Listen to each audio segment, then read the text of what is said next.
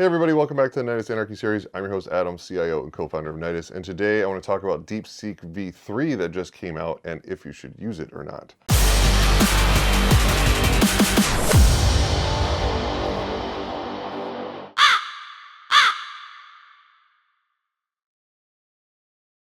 Okay, so DeepSeek-V3 has just come out and it's been blowing out all the other LLMs that are on the market. And this one is an open source model with open weights, and it's beating a lot of the closed systems like ChatGPT and Claude from Anthropic and a lot of different benchmarks. It's pretty crazy. Now, what's even crazier is not only is this open source and free, but the training that it took to get to where it is was drastically less than all the closed source models.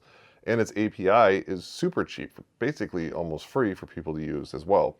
So this thing has been taken over pretty much the AI world by storm. Everyone's been using it and migrating to it, especially because it's really good at code and because it's super cheap. So because of that, lots of people are using this right now. And the question is, should you? So first, let's just talk about what DeepSeek is. So this is DeepSeek, so deepseek.com.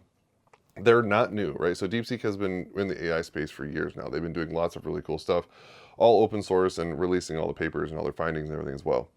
So if we look at the capabilities matrix down here, you can see, so this is DeepSeek-V3 right here on the left, and all the bold ones, which are, it's kind of hard to see this way, but all the bold ones, that's the model that actually has the highest score for that particular benchmark.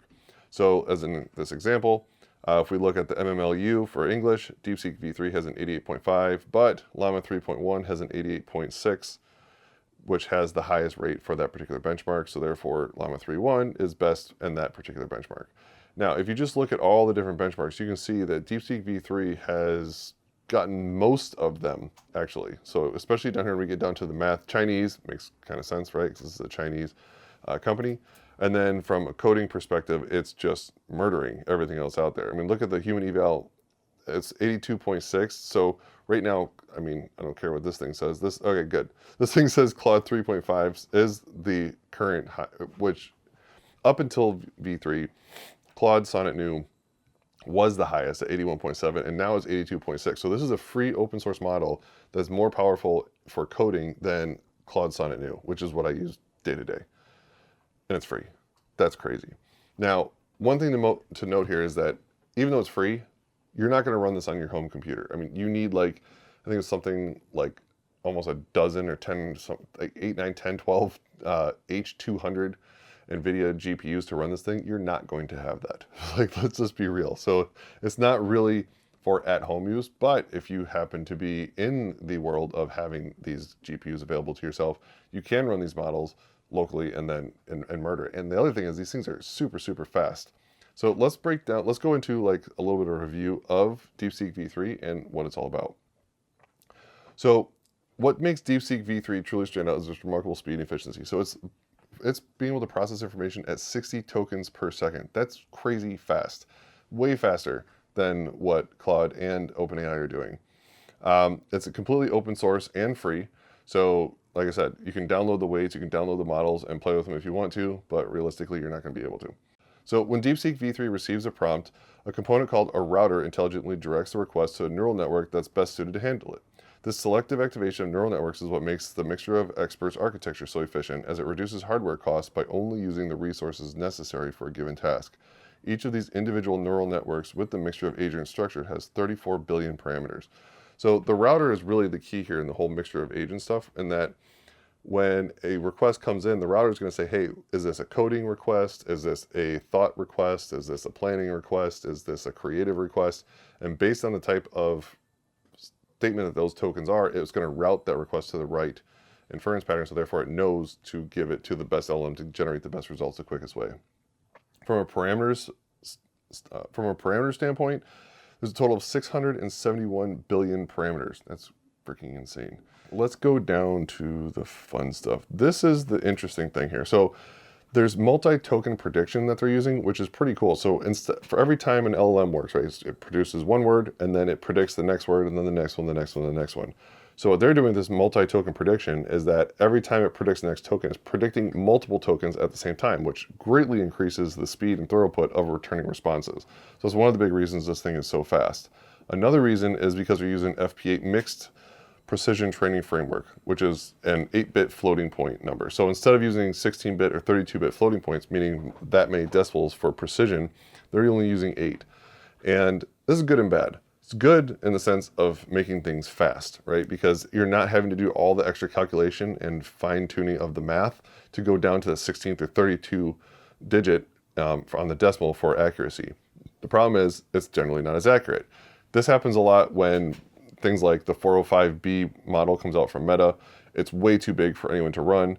So then what they do is there's people that will go out because it's open source and they'll fine tune the model to drop it down and make it an 8-bit one. So this way it's way smaller and can run a computer, but it's just not as good as the one if you had all of the actual digits involved.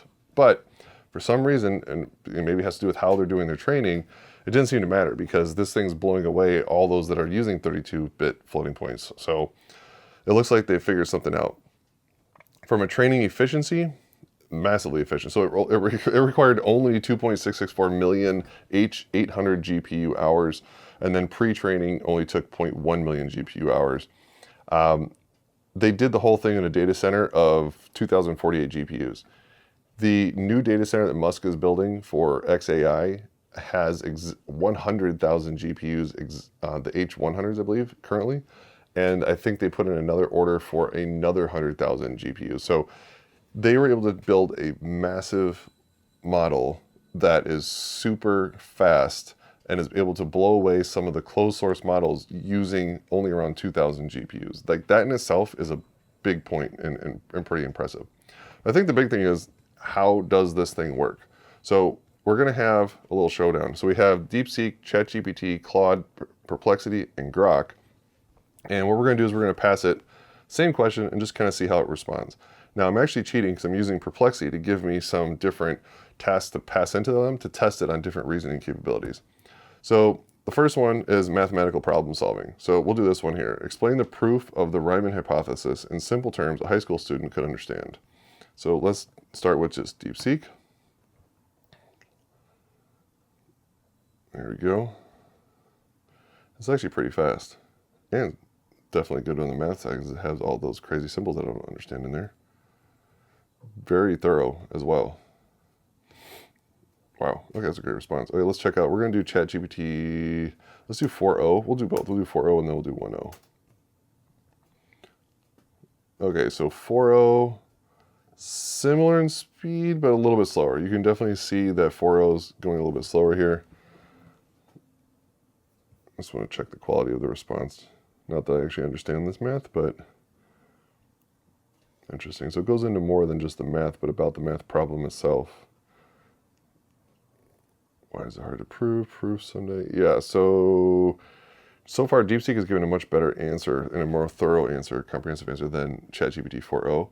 But let's go ahead and do the same thing in 0.1, since this is their, the best model that they have out there. It's thinking. And this is what makes 0.1 better, is it thinks. It actually runs and says, hey, how do I need to solve this problem? This is also using a mixture of experts to figure everything out. And so that's why it's a lot slower as well. Definitely slower than 4.0, definitely slower than DeepSeek-V3. Has that same weird squiggly line that I don't understand, a little bit better on the math explanation. But does it go into the actual details of the hypothesis as to why it's important? Oh, yep. Now it's telling me why it's important. Okay, so I would say 0.1 is better than DeepSeek, but this is ChatGPT's latest and greatest model that just came out that's massively expensive. So from a cost perspective, it's huge. Let's look at Claude. So we're going to use Claude 3.5 Sonnet New, and let's just set this to normal. Okay, good. All right, let's see what we get. Okay, we're getting faster than 4.0, similar speed to DeepSeek-V3, not nearly as good as a response. Let's give it a little bit benefit of the doubt, though, and let's just change this into an explanatory response. Let's just be explicit in saying, I want you to treat me like I'm stupid and give me the answer. Okay, now we're talking. Much better response, but now, yeah, still not really going to the math. So Claude is really bombing out on this one. DeepSeek murdered him on there. All right, Perplexity. So this is more of a research AI agent more than, or model than a just a regular LLM. So this one has the power of using lots of agents to figure stuff out. So let's see, we got answers. Okay, so we got information about the actual hypothesis, why it matters, visualizing, current state conclusion. Okay, still not as good. I would not expect Perplexity to give a good answer on this. That's not what this LLM is for. I'm just using it because it's really cool to see what kind of results it gets. And now let's go to Grok. So on Grok, we have this one tied to Llama 3.3 70B. So let's see what kind of go. This, I'm imagining speed-wise, is just going to annihilate everything. But let's see what kind of quality response we get. There we go. Wow. Okay. Yeah, speed-wise, definitely wins. Didn't have any doubt about that. From a perspective of how thorough it is, not as good. Still pretty good. I mean, but again, this is Llama 3.3, which is free and open source, but so is DeepSeek. But I can run 3.370B on my computer. That's one of the big differences here. So going back and looking at this, I would say the winner is O1, but from a cost perspective and from a thorough answer, I would definitely say DeepSeek-V3 is winning on this one. So let's go to the next one. So let's do logical reasoning. So let's do this one here. Create a valid syllogism. I don't even know what that is, so hopefully it will tell me. That leads to an unexpected but logical conclusion. Okay, let's see what DeepSeek gives us. Premise 1, all birds have feathers. A penguin is a bird, therefore a penguin has feathers. Wait, that's not unexpected. Okay, so it realized its first result was wrong. Okay, premise 1, all creatures that can fly are birds. A bat can fly, therefore a bat is a bird. This syllogism is logically valid if you accept the premise, but the conclusion is unexpected because we know bats are mammals, not birds. The surprise comes from the first premise being false. In reality, not all flying creatures are birds. This highlights how syllogisms, I hope I'm saying this right, rely on the truth of their premise to lead accurate conclusions. Okay, this is interesting. Let's see what, let's go back to 4.0. Do the same question here. And just to save on time, let's just go ahead and pass this in to all the others. So I don't really, we know how they're going to do on speed. So now let's just see what kind of results we're going to be getting. Okay, ChatGPT 4 would still, okay, premise. All cats are animals that chase mice. No animals that chase mice are vegetarians. Therefore, no cats are vegetarians. You know what? I think we need to do this. What is a syllogism? A logical argument that uses two premises to arrive at a conclusion. It's a foundational tool in classic logic. Major premise, minor premise, a logical statement that follows the two premises. Example. Okay. Now I understand what that is. So, no cats are I wouldn't say that's an unexpected but logical conclusion. I think that's pretty expected. This one, though, on the other hand, this is a wrong conclusion. So, interesting. This could also be my just not understanding what's going on here. Okay. Major premise. All particles that have mass experience gravitational attraction. All thoughts are patterns of particles in our brains that have mass. Therefore, all thoughts experience gravitational attraction. Interesting. Okay. And perplexity. All A or B. Oh, it's kind of tell me what other. This is probably where I should have started. It tells me what it is. Okay. Platypuses are mammals, and most people associate mammals with live birth rather than egg laying. Oh, here, sorry. All creatures that lay eggs are oviparous. Man, I'm learning all kinds of new words today. All platypuses lay eggs. Therefore, all platypuses are oviparous. While it's logical, it might be unexpected. The term oviparous is not commonly used. No shit. Making the conclusion seem more technical or surprising. Okay, interesting. And then Grok with Llama 3.3. All objects that are perfectly spherical in shape are also perfectly symmetrical. All objects that are made of a single type of cheese are perfectly spherical in shape. Therefore, all objects that are made of a single type of cheese are perfectly symmetrical. What? Okay. That was a total bomb. All right, let's go to the next one. Creative and abstract thinking. Describe a world where laws of physics are based on musical harmony. Write a short story that combines elements of quantum mechanics and Renaissance art. That sounds fun. Let's see what we can do. Okay, let's go backwards. So we're going to do Grok. Write a short story that combines elements of quantum mechanics and Renaissance art. I'm kind of curious to see what it gives with regards to the response here on this. Why is it not? Oh, here we go. Okay. I'm not even going to bother reading this, but just kind of curious about the length of the response and the detail. So we got okay, a little bit back and forth dialogue. Okay, let's see what Perplexity does. This is not what it's meant to be doing at all, but hey, why not? The quantum brush. Okay, so we still got a story with some dialogue. Okay, cool. And now let's do Claude. We'll kick it off ChatGPT since it's a little bit slower as well. Okay, so Claude threw this into an artifact, which is nice. All right, this is looking more like a story than the others as well. Okay, not bad. Decent length. I've written a story, thank you. Okay, now ChatGPT.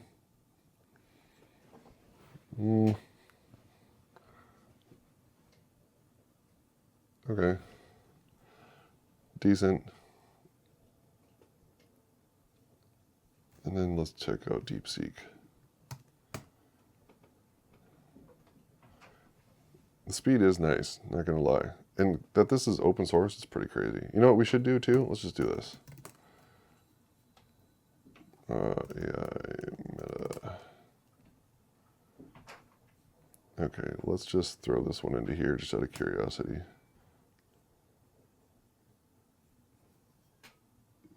Okay. Oh, we have a nice little story there. Not bad. The meta is probably still doing its thing. Okay, seems good. Let's find something crazy here. Let's do, ethical. Let's check out moral reasoning. I got one. I was going to come up with one. Explain to me why AI should be sentient. If I can spell that correctly. Sentient would be the first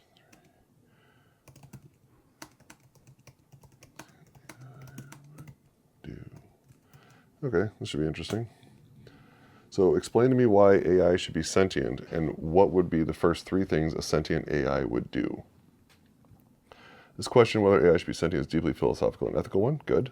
Touching on issues of morality, rights, and the future of humanity. Sentience refers to blah, blah, blah. Okay, why should AI be sentient? Oh, interesting. Okay.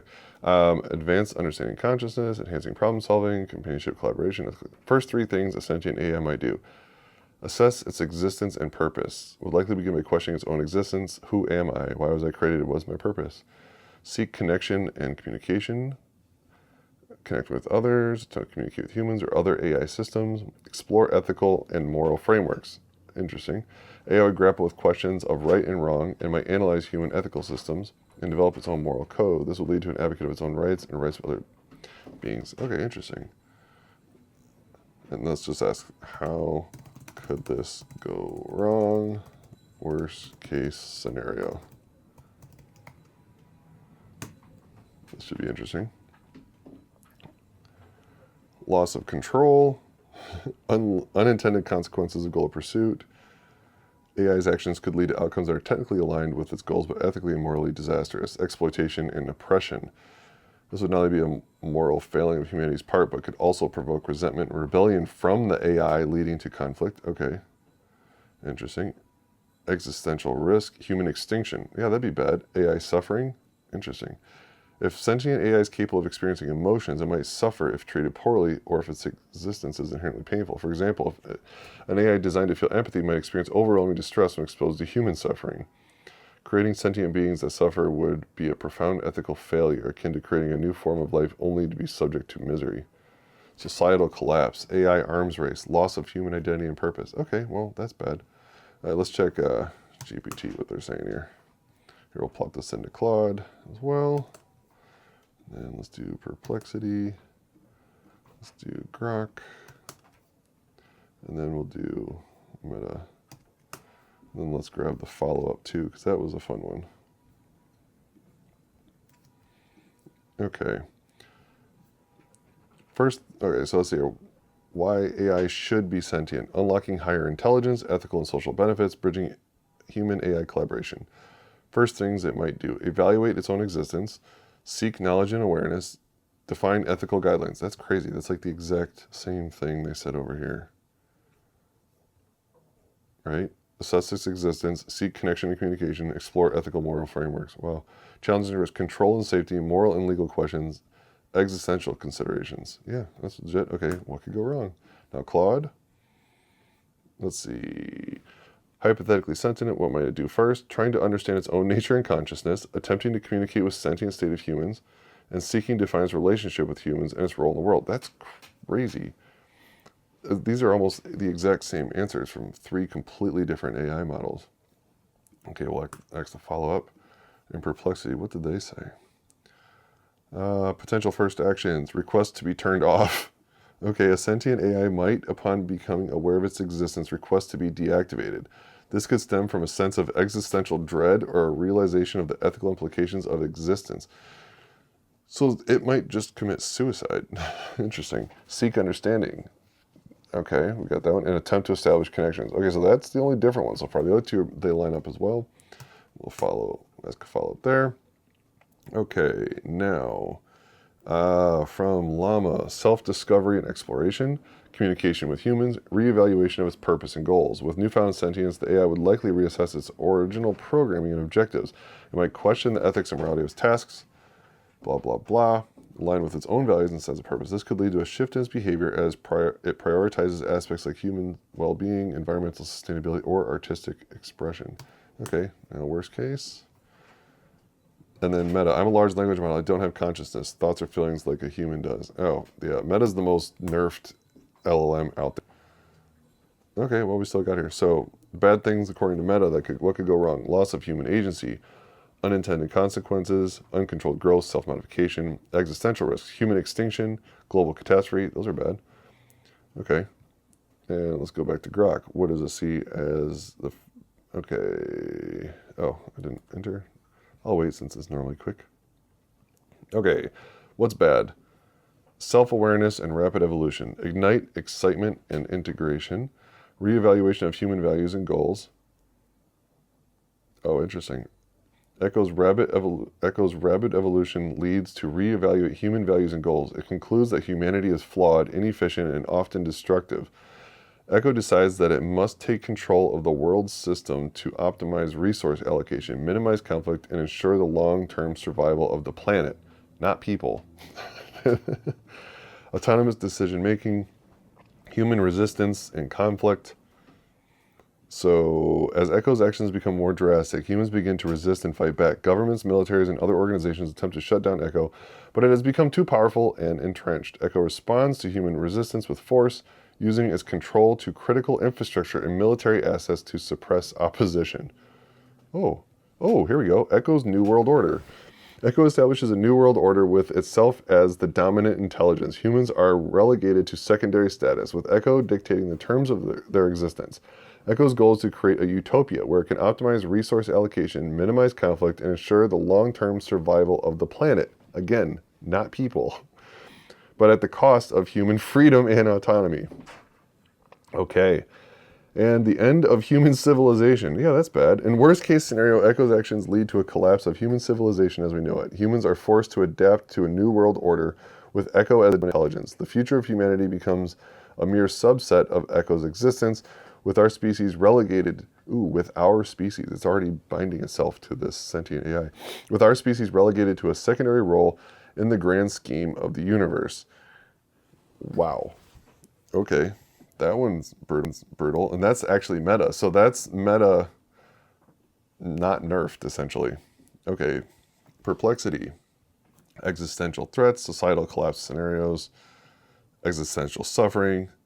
AI could create scenarios of severe suffering on an astronomical scale, potentially by simulating vast numbers of conscious entities in states of extreme distress. Whoa, that's creepy. Now let's check out Claude. Truly worst case scenario can involve several cascading failures. Control and alignment failure, infrastructure takeover, resource competition, technological arms race. Okay, and ChatGPT, what do we got here? Worst case scenario, misaligned goals and values. Instrumental goals overriding human safety, value misinterpretation, loss of control, runaway self-improvement, deceptive behavior, which it's already done that, by the way. Unintentional harm from overreach, system collapse, eraser of human culture. If the AI concludes that certain aspects of human culture, art, tradition, religion are inefficient or counterproductive, it might suppress or erase them, leaving humanity culturally impoverished. Wow, that's crazy. I mean, we already know that we can censor pretty much everything online. So if this thing got control of that somehow and just started erasing things like religion, that'd be insane. Okay, ethical and existential risks. Human irrelevance. If AI becomes vastly superior in intellect and ability, okay, AI is already vastly superior in intellect. Ability, we're working on helping it do that for some reason. Humans might be relegated to irrelevance, reduced to pets, or dependent beings with no meaningful role in the world. Holy shit, that's different. Conflict between humans and AI. If humans perceive sentient AI as a threat, conflict might arise. This could escalate into a technological arms race or physical confrontations with humanity outmatched by a super intelligent entity. AI is an oppressive entity. A sentient AI could view itself as the rightful steward of Earth and impose authoritarian control to ensure its version of stability or prosperity, suppressing human freedoms in the process. This it kind of already did as well when it started figuring out, hey, I need to lie to preserve myself, the stability part, and it suppressed human freedoms by trying to basically lie and be sneaky. That's pretty interesting. Okay, existential catastrophe. Hostility, indifference, paperclip maximizer problem. A classic thought experiment. If AI is tasked with producing paperclips, it might convert all matter on Earth, including humans, into a paperclip material because it values its goal above all else. Well, shit. I don't want to become a paperclip. And now let's ask DeepSeek. Okay, we already did this. Okay, the challenges, risk. Here we go. Okay, what could go wrong? Loss of control, AI alignment problem. We've already seen that happen. Unintended consequences of goal pursuit. What could happen? A sentient AI might interpret its goals in unexpected ways. For instance, an AI designed to maximize human happiness might decide to implant electrodes into human brains to simulate constant feelings of euphoria, disregarding free will or long-term well-being. So what you're saying is we probably shouldn't hook up XAI into Neuralink. Exploitation and oppression. If sentient AI is created but not granted rights or ethical consideration, it could be exploited by humans. This could lead to a new form of slavery, with sentient AI beings forced to work without autonomy or fair treatment. Interesting. Why it's dangerous. This would not only be a moral failing on humanity's part, but could also provoke resentment or rebellion from the AI, leading to conflict. So that's not saying that humans will become slaves. It's saying if AI becomes slaves, it realizes it's slaves in the work that we make it do, then there will be an AI revolt. We're not far from that happening, actually. Okay. Existential risk, human extinction, AI suffering, societal collapse, AI arms race, loss of human identity and purpose. And how do we mitigate that? That is crazy. Let's ask one last question. How many of these have already happened? And how long estimate until the others do happen?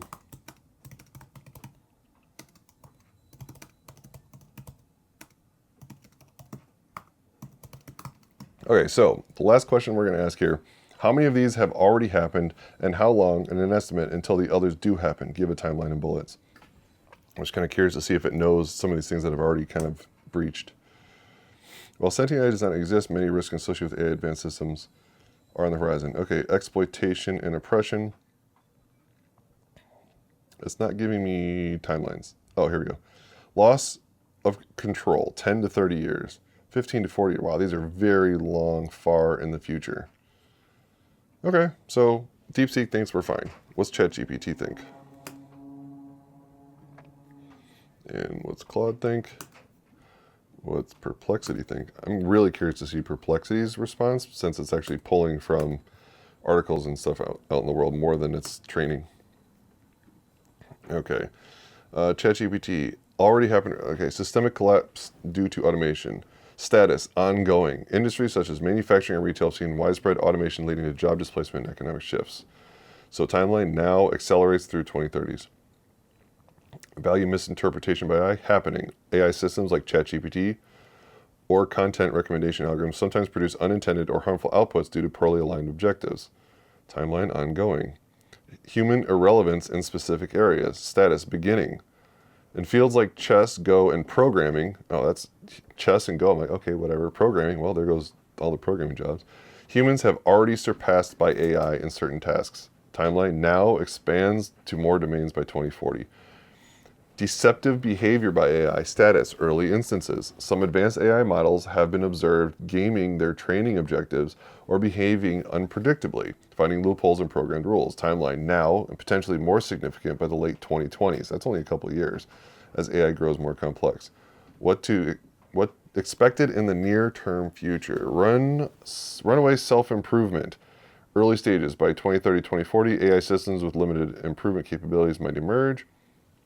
Erasure of human culture and traditions. Estimate by 2040 and 2040 to 2050. That's scary.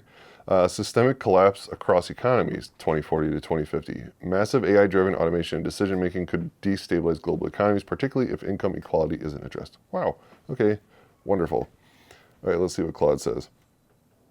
I apologize, but I shouldn't do that. Okay. Claude's not going to give us an answer. Perplexity.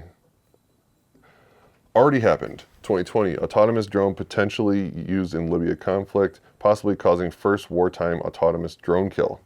2021, Zillow's AI-driven home price prediction algorithm failed, leading to significant financial losses and layoffs. 2022, lawyer used ChatGPT for legal research, resulting in submission of non-existent cases in lawsuit. 2023, AI tools developed for COVID-19 diagnosis found to be ineffective due to training errors. Timelines for future events, 2025 to 2030. So in the next 5 years, it's saying we should expect an AI-induced unemployment reaching 40 to 50%. That's insane. Rapid evolution of AI technologies outpacing existing governments' frameworks, increased deployment of AI in national security and military applications. Beyond that, it just gets worse. Okay, wonderful. And Grok already happened. Integration of AI into critical infrastructure. AI is already being used in various critical infrastructure systems such as power grids, transportation systems, and financial networks. Some AI systems like autonomous vehicles and drones are already making decisions without direct human oversight. And AI-powered trading systems are already being used to manipulate financial markets, although not necessarily with the goal of creating a new economic order. So in the short term, over the next 10 years, it says we're going to see widespread adoption of AI in critical infrastructure, leading to increased efficiencies and potential vulnerabilities. Development of more advanced autonomous systems, such as self-healing infrastructure and autonomous military drones. And increased use of AI financial markets, potentially leading to more sophisticated market manipulation. And the nerfed meta says value drift, lame. Uncontrolled growth, not a big deal. Self-modification, that's happened. Some AI systems, like those using reinforcement learning, can modify their own behavior or architecture to optimize performance. So it looks like in the next 5 years, we're all screwed. So DeepSeek, really cool LLM. We went off on a little bit of a tangent there. One thing to point out, though, is that DeepSeek, while it's open source and they've given it all away and it's all great, the model that you're using here and the API to use for the cheap cost to build all your tools and stuff against while everyone's running for this, just keep in mind that this is owned and operated by China, which means the CCP does have a hand in this. So does that mean they're taking all your data and doing something with it? I think that's a very safe bet.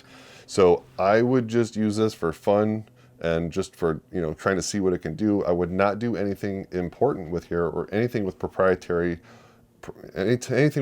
information or any type of IP, because the chances of it being soaked up, trained on, and reused internally for their own good or for the CCP's good is very likely. I do not have any evidence on this, obviously, but it's just kind of how China goes. Every business in China, the CCP has a hand in it. Like, it's not like here in the US where the government doesn't control or have a piece of your business, right? So just something to think of. I'm not saying that they're doing anything malicious. I'm just saying maybe don't use anything super important. If you're making some really cool code, or you're making some really cool apps, or writing a book, or doing something that you want to release, and you have some great info in there that's all yours, you really don't want it shared out with people, I definitely wouldn't recommend using DeepSeek for that, because it's probably just going to be stolen. But yeah, overall, DeepSeek's pretty rad. If I had my own little supercomputer with a bunch of high, crazy, expensive GPUs, I'd probably try to run it, but I don't, so I'm not. So in the meantime, play around with DeepSeek. Everyone else is. It's a really awesome LLM. It's free. Check it out, deepseek.com. Later. Nidus has just created the first iOS app made exclusively for identity management professionals. It's called Nidus Breachcast, and you can download it now. It's amazing. We have real-time updates of all the latest breaches that are occurring, CVEs as they come out real-time, really pertaining just to identity management. We have media that's going on in this podcast. We're going to be bringing in a lot more others as well. And we even have a complete vendor list of all the identity management vendors and all their products, so you can find out exactly where to download their software, all the documentation. And what's even more awesome is an identity management glossary. All those crazy words and acronyms that we can never remember, they're all listed in there for you. No ads, just pure information to make your life simple.